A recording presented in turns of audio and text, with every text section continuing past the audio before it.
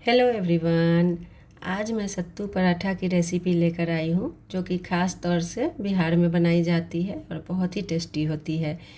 तो इसके लिए यहाँ मैंने एक छोटा टुकड़ा अदरक का लिया है, एक मीडियम साइज़ का प्याज लिया है, 4 हरी मिर्च, कुछ धनिया की पत्तियाँ और एक नींबू लिए हैं।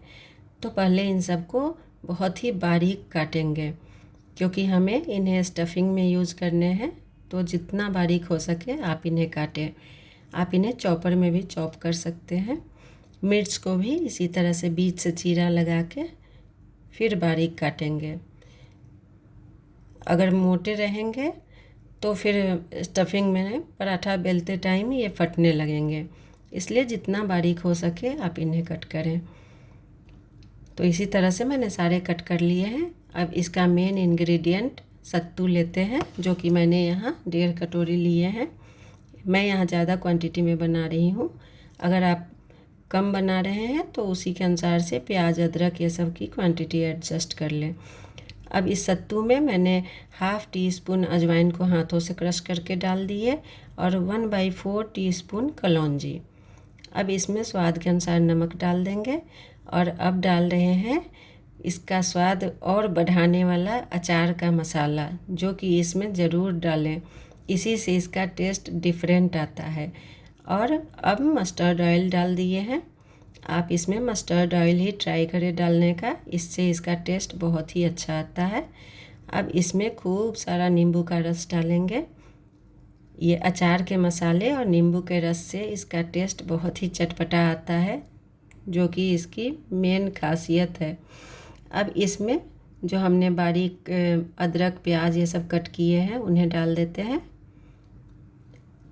अगर आपके पास सत्तू नहीं है तो कोई बात नहीं है, आप भुना चना जो आता है उसके छिलके हटा के और उसे मिक्सी में ग्राइंड कर लें तो आपका सत्तू तैयार हो जाएगा।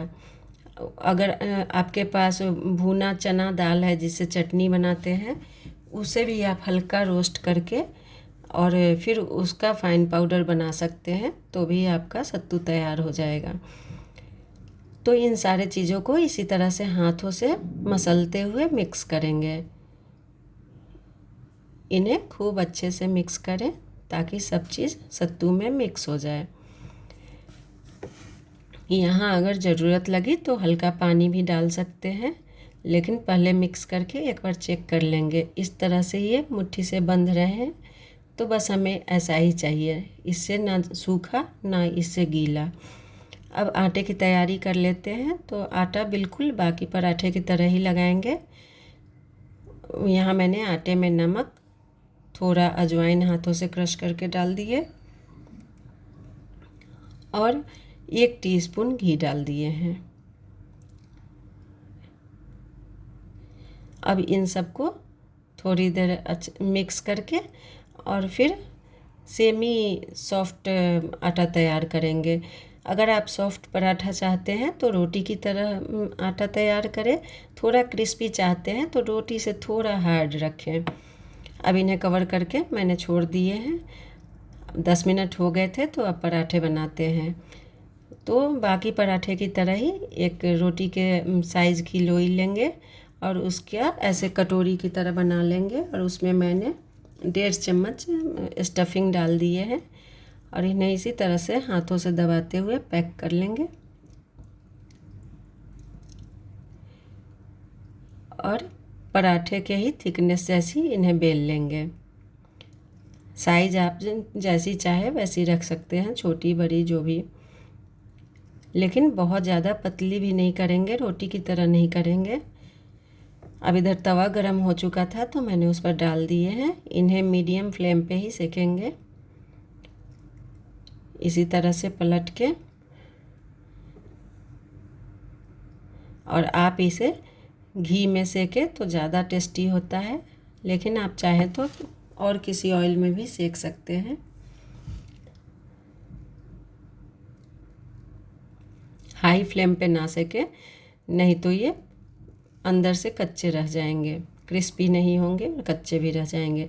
तो इसी तरह से इसे दबाते हुए घुमा घुमा के सेकेंगे ताकि सारे किनारे हर तरफ से सिक जाए। और ये बहुत ही टेस्टी होते हैं, बहुत चटपटी। आप इसे एक बार ज़रूर ट्राई करें और फिर कमेंट करके बताएं कि ये कैसी लगी ये रेसिपी।